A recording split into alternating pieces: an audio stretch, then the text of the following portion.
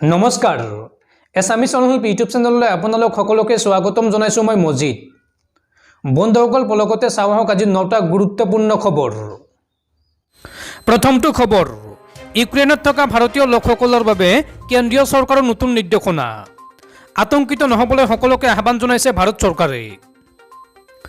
ৰাছিয়াই বৃহস্পতিবাৰে পুৱাৰ পৰা ইউক্ৰেইনত সামৰিক অভিযান আৰম্ভ কৰাৰ পিছতে সমগ্ৰ বিশ্বতে হাহাকাৰ লাগিছে। ভাৰত চৰকাৰৰ বিষয়টোৰ ওপৰত চোকা নজৰ ৰাখিছে।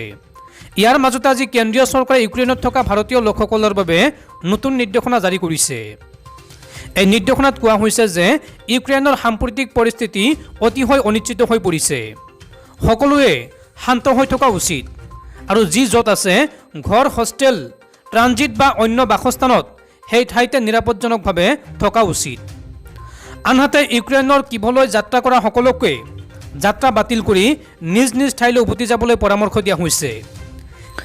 বিশেষকৈ যিসকল ভাৰতীয় পশ্চিম ইউক্ৰেইনৰ পৰা কিভলৈ গৈ আছিল তেওঁলোকে সাময়িকভাৱে নিজৰ চহৰলৈ নাইবা তাতকৈ নিৰাপদ ঠাই পশ্চিম ইউক্ৰেইনৰ সীমান্তৱৰ্তী দেশলৈ যোৱাৰ পৰামৰ্শ দিয়া হৈছে। পৰৱৰ্তী খবৰ, অৱশেষত জামিন লাভ কৰিলে APSC কেলেংকাৰীৰ মূল খলনায়ক ৰাকেশ পাল। 5 বছৰ ধৰি জেলত আছিল ৰাকেশ পাল। অৱশেষত জামিন লাভ কৰিলে ৰাকেশ পালে। ভঙাগড় থানাত ৰুজু হৈ থকা গোচৰত জামিন লাভ ৰাকেশ পালৰ। 5 বছৰ ধৰি কাৰাগাৰত আছিল ৰাকেশ পাল। ইয়াৰ পূৰ্বে 3টা গোচৰত জামিন লাভ কৰিছিল ৰাকেশ পালে। APSCৰ বৃহৎ কেলেংকাৰীত নাম সাঙুৰ খাইছিল ৰাকেশ পালৰ। ইডিৰ গোচৰত জামিন লাভ কৰিলে ৰাকেশ পালে। পৰৱৰ্তী খবৰ, ৰাছিয়া আৰু ইউক্ৰেইনৰ যুদ্ধক লৈ ভাৰত চৰকাৰৰ প্ৰতিক্ৰিয়া। তাৎক্ষণিকভাৱে যুদ্ধবিৰতিৰ আহ্বান জনাইছে ভাৰতে। দীৰ্ঘদিনীয়া বিবাদৰ পাছত আশংকা কৰাৰ দৰেই ৰাছিয়াই ইউক্ৰেইন আক্ৰমণ কৰাৰ পিছতে যুদ্ধৰ ভয়াৱহতাক লৈ উদ্বিগ্ন হৈ পৰিছে সমগ্ৰ বিশ্ব। যুদ্ধৰ ভয়াৱহতাৰ প্ৰতি লক্ষ্য ৰাখি তাৎক্ষণিক যুদ্ধবিৰতিৰ আহ্বান জনাইছে ভাৰতে। ৰাছিয়া আৰু ইউক্ৰেইনৰ মাজত বিবাদ নিষ্পত্তি নহ'লে সমগ্ৰ অঞ্চলটোক গুৰুতৰভাৱে অস্থিৰ কৰি তুলিব পৰা এক ডাঙৰ সংকটৰ সৃষ্টি হ'ব বুলি আশংকা প্ৰকাশ কৰিছে ভাৰতে। ৰাষ্ট্ৰসংঘত ভাৰতৰ স্থায়ী প্ৰতিনিধি টিয়াছ তিৰুমূৰ্তিয়ে কয় যে এই পৰিস্থিতিত যিকোনো মুহূৰ্ততে এক ডাঙৰ সংকটত পৰিণত হোৱাৰ আশংকা আছে। আমি এই পৰিস্থিতিক লৈ গভীৰ উদ্বেগ প্ৰকাশ কৰিছোঁ। ক্ৰমাৎ চৰম অৱস্থাত পৰিণত হোৱাৰ পূৰ্বেই সাৱধানে চম্ভালি নল'লে অঞ্চলটোৰ শান্তি আৰু নিৰাপত্তা হ্ৰাস হ'ব পাৰে। তেওঁ লগতে দুয়োপক্ষৰ নিৰাপত্তাৰ বিষয়ে বিবেচনা কৰি তাৎক্ষণিকভাৱে যুদ্ধবিৰতিৰ আহ্বান জনায়। তদুপৰি পৰিস্থিতিৰ অৱনতি ঘটিব পৰা যিকোনো পদক্ষেপ গ্ৰহণৰ পৰা বিৰত থাকিবলৈ দেশ দুখনক আহ্বান জনায় ত্ৰিমূৰ্তিয়ে। সংযম অৱলম্বন কৰি দুয়োপক্ষই শান্তি আৰু নিৰাপত্তা বজাই ৰখাৰ প্ৰয়োজনীয়তাৰ ওপৰত গুৰুত্ব আৰোপ কৰি ত্ৰিমূৰ্তিয়ে কয় যে কূটনৈতিক আলোচনাৰ মাজেৰেহে সমস্যা সমাধান সম্ভৱ হ'ব। ইউক্ৰেইনৰ বিভিন্ন অঞ্চলত বাস কৰা ভাৰতীয় নাগৰিকসকলক বিশেষ বিমানৰ জৰিয়তে দেশলৈ উভতি অহাত সহায় কৰি থকা হৈছে বুলিও ত্ৰিমূৰ্তিয়ে লগতে উল্লেখ কৰে। বন্ধুসকল, তাৰপিছৰ 4 নম্বৰ খবৰটো জনোৱাৰ আগতে আপোনালৈ এটা সৰু ৰিকুৱেষ্ট, যদি এতিয়ালৈকে এইটো ভিডিঅ'ত লাইক কৰা নাই তেন্তে প্লিজ এটা লাইক কৰি দিয়ক আৰু এনেকুৱা ধৰণৰ নতুন নতুন ভিডিঅ' পাবলৈ চেনেলটো ছাবস্ক্ৰাইব কৰি কাষত থকা বেল আইকনটো প্ৰেছ কৰি ৰাখক। পৰৱৰ্তী খবৰ, আজি অসমলৈ আহিব দেশৰ ৰাষ্ট্ৰপতি ৰামনাথ কোবিন্দ। 3দিনীয়া কাৰ্যসূচীৰে অসমলৈ আহিব ৰাষ্ট্ৰপতিগৰাকী আৰু অংশগ্ৰহণ কৰিব কেইবাটাও বৃহৎ কাৰ্যসূচীত। পৰৱৰ্তী খবৰ, সমবায় সমিতিৰ সামগ্ৰী যোগানৰ নামত ৰাজ্যজুৰি ভয়ংকৰ কেলেংকাৰী। ৰাজ্যৰ দৰিদ্ৰ লোকসকলৰ বাবে চাউলকে ধৰি অত্যাৱশ্যকীয় সামগ্ৰী, চেনি, আটা, কেৰাচিন আদি যোগানৰ বাবে বিভিন্ন স্থানত থকা সমবায় দোকানসমূহৰ নামত চলিছে ব্যাপক কেলেংকাৰী। ৰাজ্য আৰু কেন্দ্ৰীয় চৰকাৰে ঘোষণা কৰা বিভিন্ন আঁচনিৰ চাউল বিতৰণ কৰা হয় এই দোকানসমূহৰ জৰিয়তে। সামগ্ৰীসমূহ পৰিবহণৰ বাবে চৰকাৰে সমবায় দোকানীসকলক প্ৰদান কৰে নিৰ্ধাৰিত ধন। এই সামগ্ৰীসমূহৰ পৰিবহণৰ ব্যয় যাতে নিজেই ভৰিব নালাগে তাৰ বাবেই সেই ধন দিয়া হয়। কিন্তু বহু ঠাইত চৰকাৰে সমবায় দোকানীসমূহক সেই ধন দীৰ্ঘ সময় ধৰি আদায় নিদিয়াত সমস্যাত পৰে দোকানীসকল। সমবায় সমিতিৰ অন্তৰ্গত সুলভ মূল্যৰ চাউল বিতৰণৰ নামতো চলে ভয়ংকৰ কেলেংকাৰী। বহু ঠাইত অন্ন সুৰক্ষাকে ধৰি হিতাধিকাৰীক বিতৰণৰ বাবে যথেষ্ট পৰিমাণৰ চাউল, আটা, দাইল আদি যায় যদিও হিতাধিকাৰীয়ে সেই সামগ্ৰীসমূহ নিনিয়াত ইয়াৰ এখন কলা বজাৰ গঢ়ি উঠিছে। আনহাতে সমবায় সমিতিৰ অধীনত থকা দোকানসমূহত এই সমিতিয়ে দায়িত্বপ্ৰাপ্ত চৰকাৰী বিষয়া বা ক্ষমতাশালী লোকে ধন বিনিয়োগ কৰি কম মূল্যত হিতাধিকাৰীক সেই সামগ্ৰী বিতৰণ কৰা দেখুৱাই সেইবোৰ কলা বজাৰত বিক্ৰী কৰি কোটি কোটি টকা উপাৰ্জন কৰে। আনকি একাংশই সুলভ মূল্যৰ দোকানসমূহৰ দোকানী সামগ্ৰী অনাৰ বাবে ঋণত ধন আদায় দিয়ে। মাহত 5% হাৰত সেই ধন আদায় দি বছৰি 60% ঋণ আদায় লয় তেওঁলোকে। ইয়াৰ ফলত সমবায়সমূহৰ জৰিয়তে যি উদ্দেশ্যৰে খাদ্য সামগ্ৰী বা আন সামগ্ৰী বিতৰণ কৰা হয় তাৰ প্ৰকৃত উপভোক্তা বা সুলভ মূল্যৰ দোকানী লাভৱান হোৱাতকৈ এইসকল মধ্যভোগীৰহে জেব গৰম হয়। পৰৱৰ্তী খবৰ, ৰাছিয়া আৰু ইউক্ৰেইনৰ যুদ্ধৰ প্ৰভাৱ পৰিব ভাৰতত। ভাৰতত কেনেকুৱা ধৰণৰ প্ৰভাৱ পৰিব চাওঁ আহক। ৰাছিয়া আৰু ইউক্ৰেইনৰ যুদ্ধৰ ফলত অৰ্থনৈতিকভাৱে কিছু প্ৰভাৱ পৰিব ভাৰততো। ইতিমধ্যে ভাৰতীয় শ্বেয়াৰ মাৰ্কেটত দেখা গৈছে ইয়াৰ প্ৰভাৱ। ৰাছিয়াই ইউক্ৰেইন আক্ৰমণ কৰাৰ পাছতেই তললৈ নামি গৈছে শ্বেয়াৰ মাৰ্কেট। বৃদ্ধি হ'ব পাৰে তেলৰ দাম। ইতিমধ্যে আন্তৰ্জাতিক বজাৰত অপৰিশোধক তেলৰ দাম 2.03% বাঢ়িছে। বিশেষজ্ঞৰ মতে দাম বাঢ়ি অতিক্ৰম কৰিব পাৰে $100। ইয়াৰ ফলত ভাৰতত পেট্ৰল, ডিজেল, LPGৰ দাম বৃদ্ধি হ'ব পাৰে। ভাৰতীয় টকাৰ মূল্য কমাৰ সম্ভাৱনা আছে। ইতিমধ্যে মাৰ্কিন ডলাৰৰ বিপৰীতে ৰূপী 24 পইচা হ্ৰাস পাইছে। অন্যহাতে আজি বৃদ্ধি পাইছে সোণৰ মূল্য।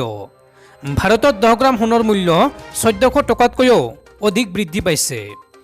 বৃহস্পতিবাৰে ভাৰতীয় বজাৰত সোণ আৰু ৰূপৰ হাৰ অনুসৰি 99.9% বিশুদ্ধতাৰ সোণ 10 গ্ৰামত 51,419 টকা হৈছে।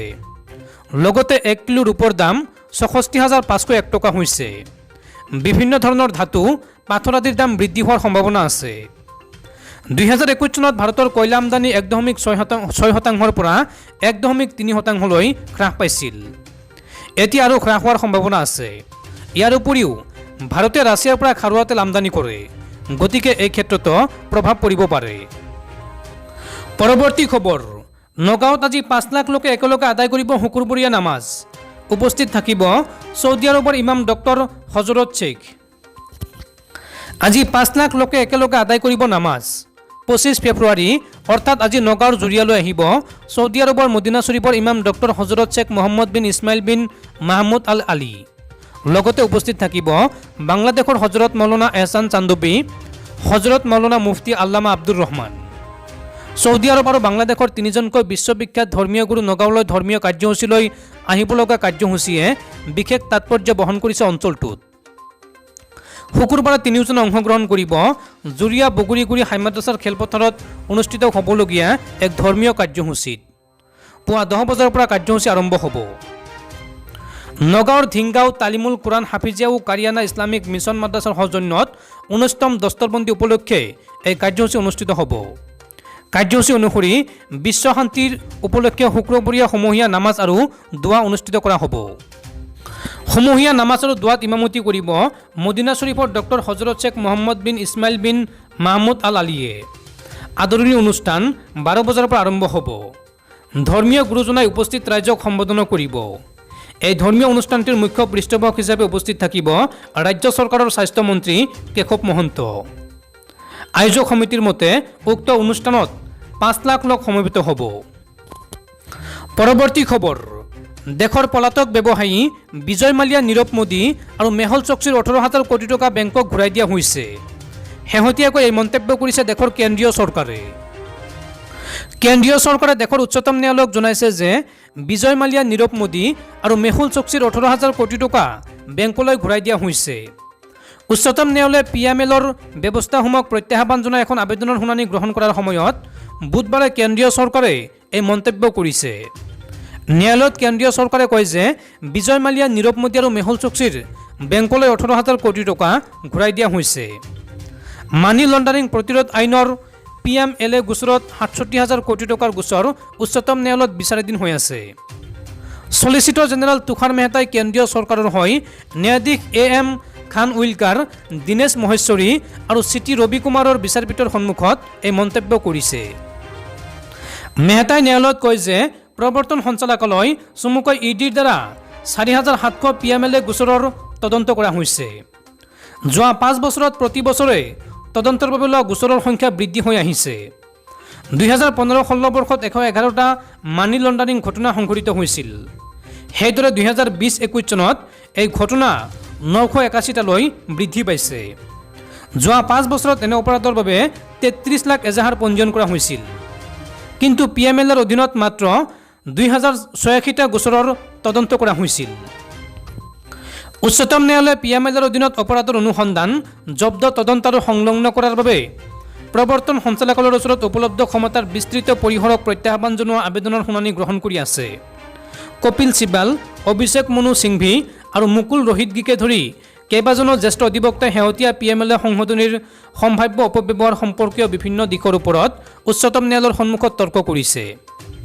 এই আইনখনক কেইবাটাও দিশৰ ওপৰত সমালোচনা কৰা হৈছে, যেনে কঠোৰ জামিন চৰ্ত, গ্ৰেপ্তাৰৰ ভিত্তিত প্ৰতিবেদন নিদিয়া, ECIR প্ৰতিলিপি নিদিয়াকৈ ব্যক্তিসকলক গ্ৰেপ্তাৰ কৰা, ধন ৰপ্তানিৰ বিস্তৃত সংজ্ঞা আৰু অপৰাধৰ উপাৰ্জন, আৰু বিচাৰৰ প্ৰমাণ হিচাপে তদন্তৰ সময়ত অভিযুক্তই দিয়া বিবৃতি আদি বিষয়সমূহ সমালোচনা কৰা হৈছে।